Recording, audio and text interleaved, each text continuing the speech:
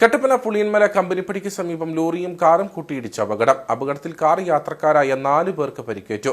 ഇവരെ കട്ടപ്പനയിലെ സ്വകാര്യ ആശുപത്രിയിൽ പ്രവേശിപ്പിച്ചു.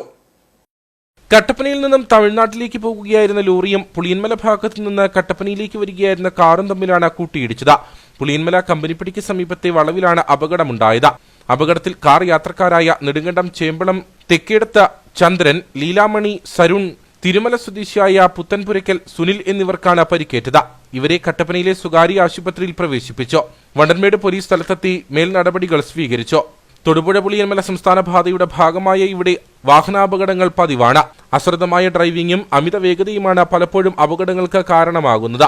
ഇടിയുടെ ആഘാതത്തിൽ നിയന്ത്രണം നഷ്ടമായ ലോറി റോഡിൽ നിന്നും തെന്നിമാറി എതിർവശത്തെ മൺഭിത്തിയിൽ ഇടിച്ചാണ് നിന്നത്.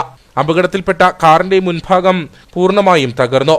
അപകടത്തെ തുടർന്ന് പാതയിൽ അല്പനേരം ഗതാഗതവും തടസ്സപ്പെട്ടു.